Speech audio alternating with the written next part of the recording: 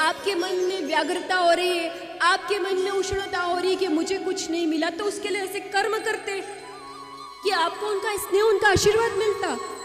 अब उन्होंने अपने मन से किसी को दिया तो आप वो क्रोध का, आपकी आसक्ति का, झूठे अहंकार का बीज अपने बच्चों में डाल देते हो, और वो फिर परंपरा से चला आता है। ये रक्त बीज है, ये जन जन परिवार के बीच में रहने वाला रक्त बीज। हमने पहले दिन कहा था, कथा ऐसी होगी जो आपके जीवन में आप कहाँ खड़े हो आपको आईना दिखाएगी।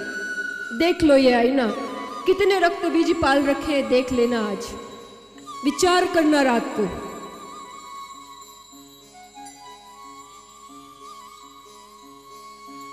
और जब रक्त बीज होंगे, जब महिषासुर होंगे, तो आपके भीतर बसने वाले देवता, बुद्धि में बसने वाला ब्रह्मा, कंठ में बसने वाली सरस्वती, हाथ में बसने वाली वैष्णवी, ब्रह्मणी, रुद्राणी, शिवानी कहाँ जाएगी? आपने तो राक्षसों को जन्म दे दिया, आपका ये धर्म वाला कर्म कहाँ जाएगा जो कराग्रे वस्त्री लक्ष्मी करते हो? वो त्रिशक्ति का आप नाश करते हो, हनन करते हो, दुरुपयोग करते हो। ऐसे अरे समर्पण, त्याग, प्रेम, इनके अर्थ का अनर्थ कर दिया है आप लोगों ने। इसका अर्थ समझो, इसको जीवन में उतारो।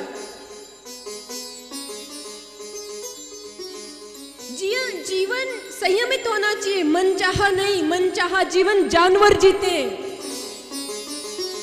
वो पशु प्रवृत्ति है।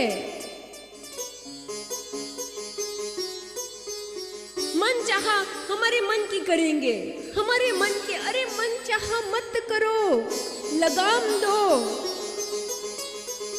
अपनी इंद्रियों पे लगाम दो। ये 10 इंद्रियां आपको दशरथ बनने के लिए मिली है, ताकि आप अपने भीतर से उस परमात्मा का दर्शन कर सको, राम को प्रकटा सको। कौशल्या को अपनाओ, कौशल्य, स्किल्ड बनो, जीवन जीने की स्किल सीखो। मन चाहा जीना जीवन जीने का तरीका नहीं है।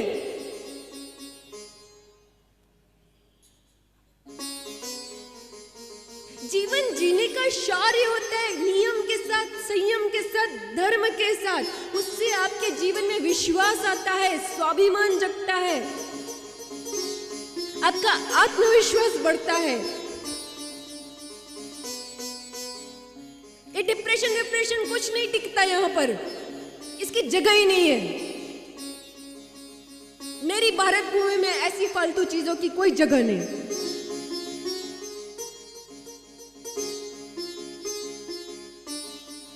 वो राक्षस तक हत्या करने गया तो अग्नि ने उसे रोक दिया, अपनी आत्महत्या करने गया तब। ये हमारी संस्कृति नहीं है। या तो सती हो सकती है एक बार कोई स्त्री, लेकिन यहाँ पर आत्महत्या नहीं होती। और सती का अर्थ अग्नि में झूलना नहीं होता हो भाई, नहीं तो कल सब आ जाएंगे वो पूछने के लिए कि आपने सती प्रथा को बढ़ावा दे दिया। सती का अर्थ ये कि अपने सतीत्व की रक्षा करना। अगर आपका स्वामी आपसे दूर है तो भी आप अपने सतीत्व के साथ जिए, ये है इसका अर्थ। सीता का अर्थ है संधि विच्छेद करो, ईधन सीता। ई की मात्रा हटा दो तो सत्य बचता है। स और त, सत्य न सत्य, ये सत्य है। सीता का अर्थ है कि सत्य, यही सत्य, ये जीवन का सत्य। कि दुख सुख आता रहेगा, लेकिन आप अपने आधार पर रहो, अपने धर्मों पर रहो। आज कलयुग रूपी रावण आपको ग्रस्त करने आएगा, बार बार आएगा आपके पास। तुण भर से अपनी रक्षा करो, धर्म भर से अपनी रक्षा करो। अपने धर्म का पालन करो, आपका धर्म ही आपको बचा सकता है और कोई नहीं बचा सकता। मात्र धर्म, मात्र स्मरण भगवान का।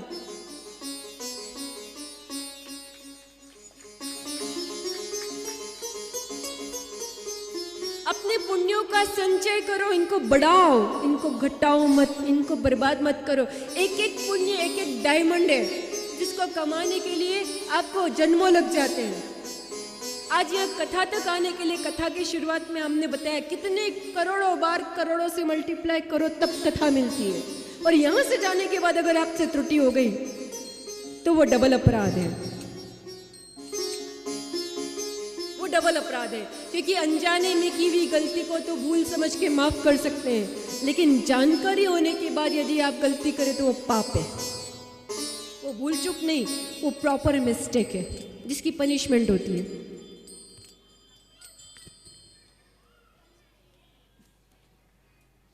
अरे हम तो ऋषियों मुनियों की संतान है, यहां पे भगवान अवतरण हो रहे हैं।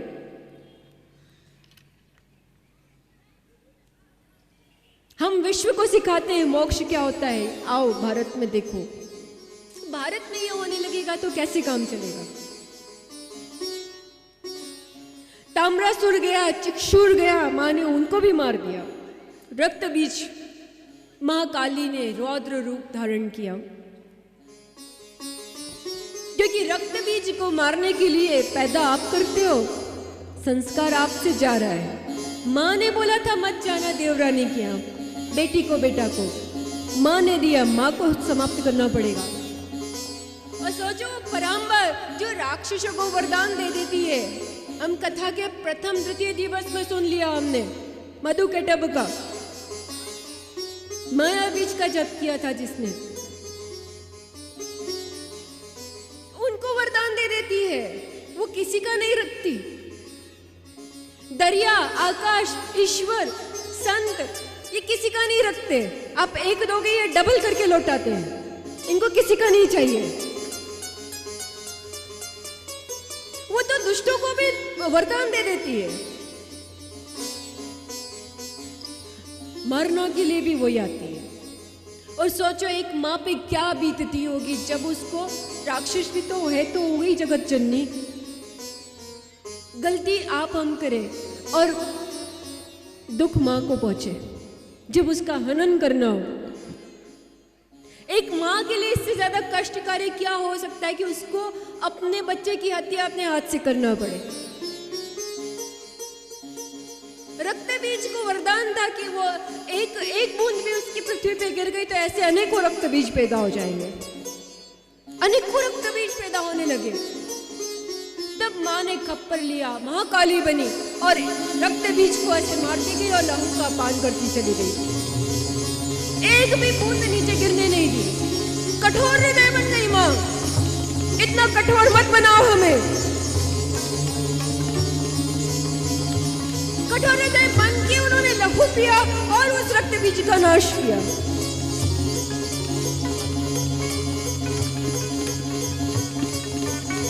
अंत में महिषासुर सामने आते हैं, जब सारे राक्षस उसके खत्म हो जाते हैं, युद्ध करता है, लेकिन उसकी आसक्ति इतनी बुरी है, कामासक्ति सबसे बुरी है।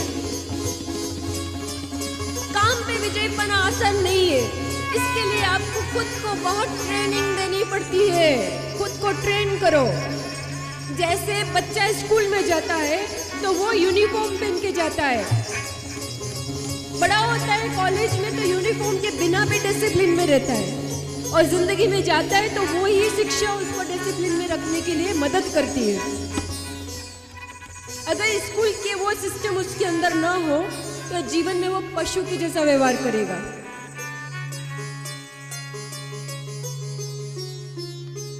हमारे गुरुकुल, हमारे विद्यालय, ये हमारे जीवन को आधार देते हैं।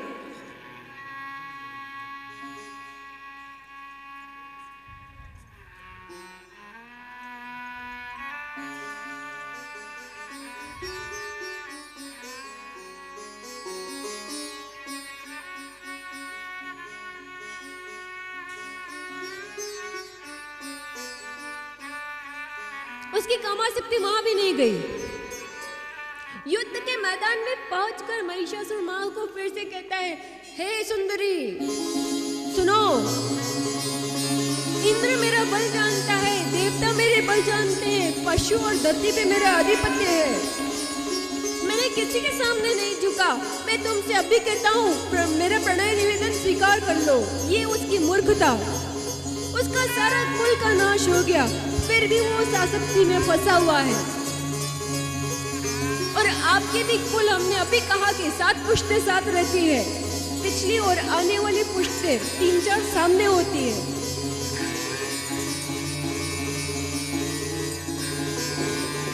अपने कुल का नाश होने के बाद भी काम आ सकती में है महिषासुर, और सब इस स्थिति में पहुंचने के बाद भी कामनाएं पीछा नहीं छोड़ रही है।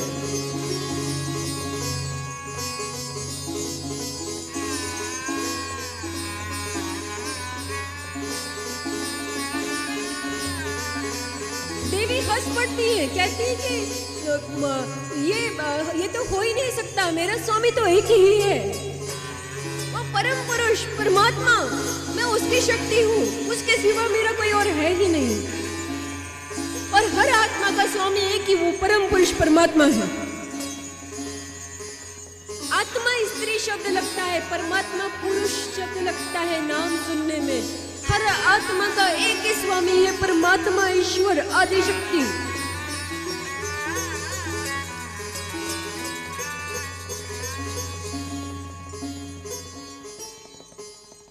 महारानी ने बोल दिया, मैं तो उस आदि पुरुष के सिवा और किसी की हो ही नहीं सकती, मैं किसी और के साथ कोई ऐसा निवेदन स्वीकार कर ही नहीं सकती। तब महिषासुर कहता है कि मंदोदरी नाम की जो लड़की थी, वो उसने तो इस तरीके से कहा था कि उसका आख्यान मुझे बताइए। तो माँ उसको मंदोदरी का आख्यान बताती है कि किस प्रकार एक मंदोदरी नाम की लड़की थी जिसने कहा मैं कौमार्य व्रत धारण करूंगी, और कौमार्य व्रत धारण करने के बाद जब उसको अनेकों रिश्ते आए, अनेकों राजाओं उसके पास आए, अनेकों सुंदर उसके सामने वर्णन आए, उसने शादी के लिए ना कहा। और एक बार जब उसकी बहन इंदुमती की शादी होने लगी, तब एक राजा को देखकर उसके मन में कामासक्ति जाग गई। तो अपने पिता को जाके कहा कि ये व्यक्ति मुझे सुंदर लगा है, अच्छा लगा है। पिता ने खुशी खुशी शादी कर दी। और जब वो दोनों साथ में रहने लगे, एक बार उसने देखा कि वो राजा जो है किसी दासी के साथ काम में लुप्त था, काम क्रीड़ा कर रहा था। तो उसका मन बिल्कुल टूट गया, उसको बहुत बुरा लगा। उसने कहा मैंने कौमार्य व्रत छोड़ के बहुत बड़ी गलती की, इस संसार में कुछ भी नहीं है, सब क्षणिक है। और फिर वो परम्बर की तपस्या में चली गई। तो बोले जिस तरह वो उसने शादी की, उस तरह आप किसी और के साथ शादी करोगी। हे सुंदर युवती जो माता रूप में बनी हुई थी, उनको कहा कि मेरे से प्रणय निवेदन मेरा स्वीकार करो। शादी में नहीं, प्रणय निवेदन कहा। प्रणय शब्द आता है देवी भागवत में। इस आख्यान के बाद जब उसने फिर इस तरीके का दुस्साहस किया, तो माँ ने कहा मुझसे युद्ध कर। महिषासुर और माँ भगवती के बीच में युद्ध होता है, बहुत घमासान युद्ध होता है। ये महिषासुर ये आसक्ति कैसी है, आसक्ति कैसी होती है। उसके हाथ पैर टूट जाते हैं महिषासुर के। उसके बाद भी मुहूर्त भर यानी हर पल के अंदर एक पल और एक विपल होता है, उसमें एक मुहूर्त होता है। मुहूर्त भर में फिर उठ जाता था और फिर युद्ध करने लगता था। कितनी वासना की हाथ पैर टूट गए, फिर भी उठ के भाग के पाना चाहता है। और अंत में माँ भगवती उसका संहार कर देती।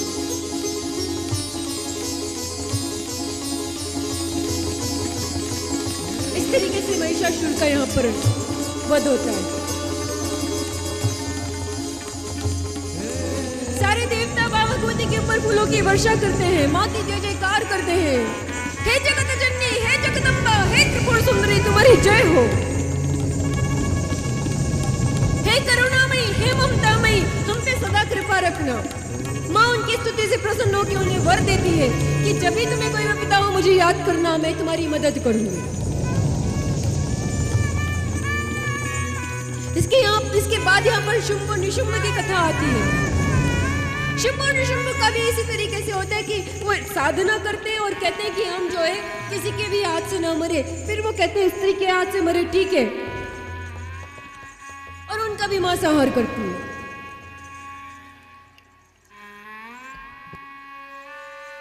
इस तरीके से शुंभ और निशुंभ का भी संहार हो जाता है। फिर राजा सुरथ की यहाँ पर असमाधि वैश्य की कथा आती है, स्कंद 5 का अंतिम अध्याय,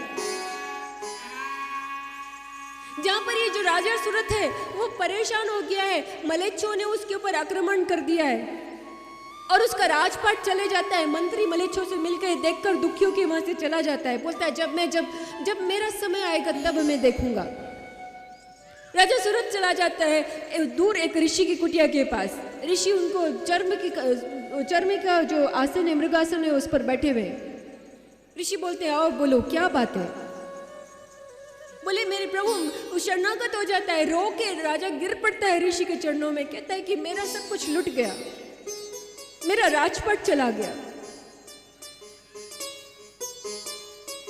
राजा सूरत को ऋषि आश्वासन देते हैं, कहते हैं यहाँ तुम्हारे शत्रु नहीं आएंगे, यहाँ मेरे तप के प्रभाव से तुम्हारे शत्रु नहीं आएंगे। जैसे कथा के पुण्य के प्रभाव से सारे पाप बाहर खड़े रहते,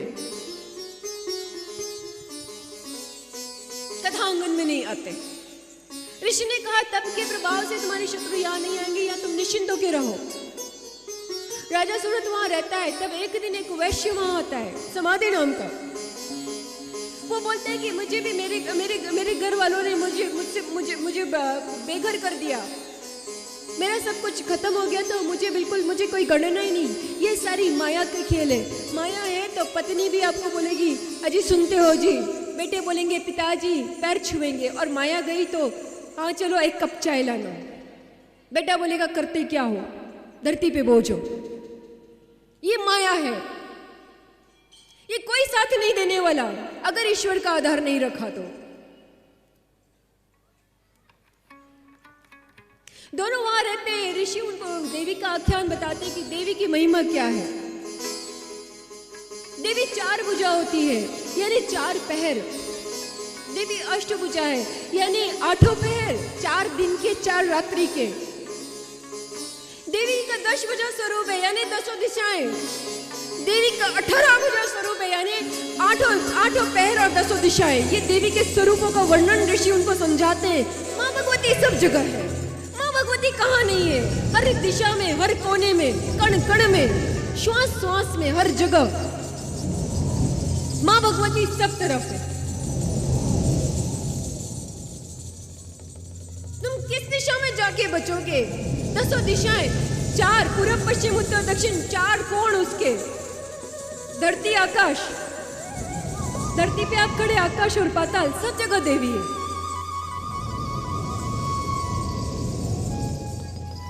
आठों पैर तो उसके हाथ है, और अपने हाथ में वो आयुध लिए हुए है, हर पल आपके रक्षण के लिए और राक्षसों के नाश के लिए। तो वो देवी कि आपके दुखों को दूर नहीं करेगी, आपके दारिद्र्य को दूर नहीं करेगी, आपकी तकलीफों को दूर नहीं करेगी, आपके अज्ञान को दूर नहीं करेगी।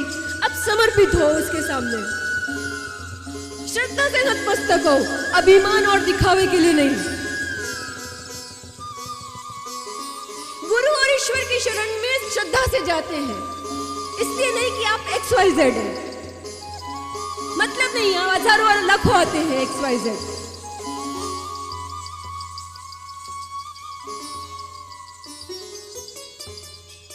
देवी की महिमा सुनकर, देवी का मंत्र को उनसे ऋषि से प्राप्त करके दोनों साधना करते हैं। माँ भगवती की साधना करने के बाद माँ भगवती का स्वप्न में दर्शन होता है। जब स्वप्न में दर्शन होता है तो उनको इतना आकर्षण होता है, माँ के प्रति इतना उनमें समर्पण आता है। बोलते माँ भगवती का साक्षात्कार करना है, माँ भगवती का दर्शन करना है। हे माँ प्रकट हो। अंजान सब त्याग देते हैं, एक त्रिकोण हवन कुंड बनाते हैं। अनेकों प्रकार के हवन कुंड बनते हैं, अष्टकोण, चौकोण, त्रिकोण, षटकोण। हर हवन कुंड बनने का विधान अलग है, कारण अलग होते हैं। अष्टकोण अलग अलग निमित्त से जब आप हवन करते हैं तो हमारे शास्त्र के अंदर इसका वखान है कि किस काम के लिए कौन सा आपको हवन कुंड बनाना चाहिए। त्रिकोण वो बनाते हैं और उसके अंदर अपने मांस को तोड़ तोड़ के उसकी आहुति देने लगते हैं, अपने रक्त की आहुति देने लगते हैं। रक्त यानी हमारे भीतर जो पुरानी आसक्तियां हो अनेकों जन्मों की, है माँ हम उसको तेरे अर्पण करते, इन्हें शुद्ध करते। मांस यानी इस शरीर से जितना हमें लगाव है, ये भी हम लगाव निकाल कर तेरे समर्पित करते हैं। परांबा हम तेरे समर्पित हैं, हम तेरे बच्चे हैं, हमें दर्शन दे। जब इस प्रकार से वे अपना मांस और लहू का जब वो आहुति देने लगते हैं तब माँ प्रकट होती है। और माँ प्रकट होकर उनसे बोलती है कि वर मांगो। तो वो राजा तो बोलता है अपनी बुद्धि के अनुसार कि मैं शत्रुओं पे विजय पाऊँ। कहती है तुम जाओ, तुम्हें तुम्हारा तुष्ट फल के बाद तुम्हें तुम्हारा राजपाट मिल जाएगा और उसके बाद में तुम मनु के सूर्य से जन्म लोगे और मनु बनोगे। मनु के रूप में तुम्हारा प्राकट्य होगा। यानी सृष्टि की शुरुआत में जो होते हैं ये तप का बल, जिसकी कोई वैल्यू नहीं थी, जिसके घर वालों ने राज वालों ने धिक्कार के धक्के मार के निकाल दिया, उसको सब कुछ दे दिया माँ ने। उसके अगले जन्म भी बता दिए, उसको अगले जन्म भी तार दिया। वैश्य से पूछती है पुत्र तुम्हें क्या चाहिए? वैश्य कहता है माँ अब मुझे कुछ नहीं चाहिए। माँ कहती है तुम्हें ज्ञान की प्राप्ति होगी और मोक्ष को प्राप्त करोगे। इस तरह पे यहाँ पर देवी भागवत का पंचम स्कंद संपूर्ण होता है। वो जगदम्बे मात की। रीत के अनुसार मात्र 2 मिनट के लिए गरबा करेंगे और उसके बाद जयकारा और फिर आरती।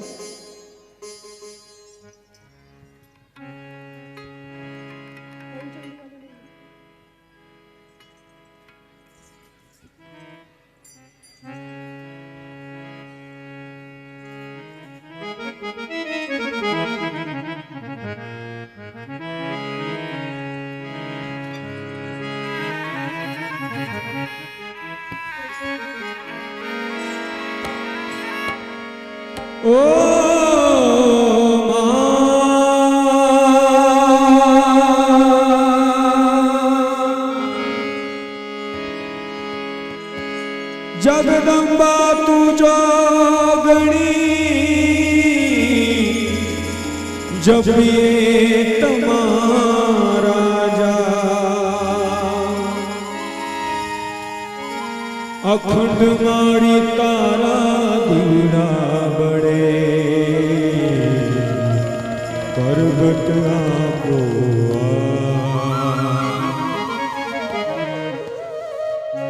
आ तो मारा जीना रथनो रणकार, आ तो मारा जीना रथनो रणकार, आवो रणकार बीजे क्याय नथी सांभळ्यो, आवो रणकार बीजे क्याय नथी सांभळ्यो, आ तो मारा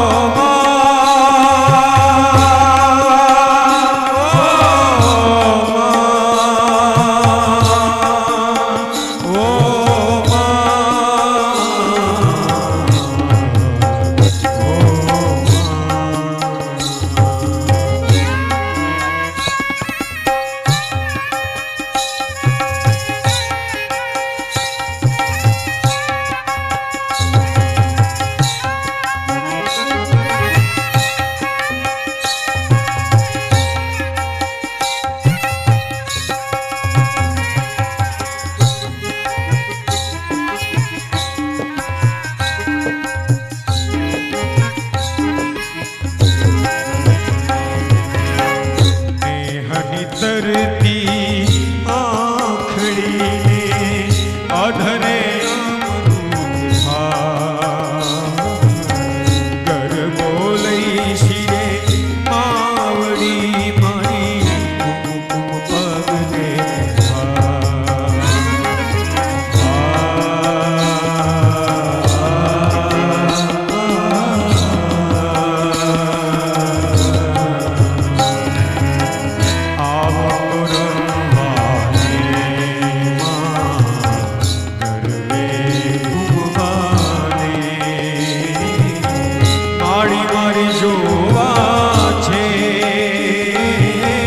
पगले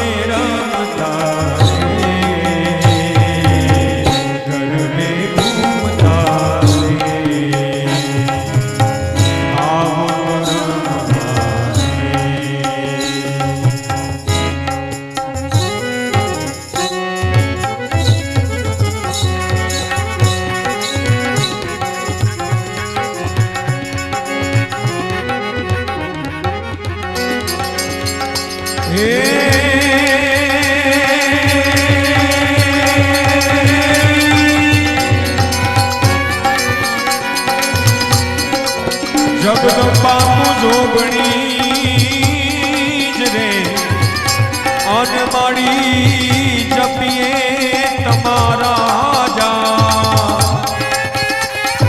ये पण माड़ी अखान तारा दीवड़ा बड़े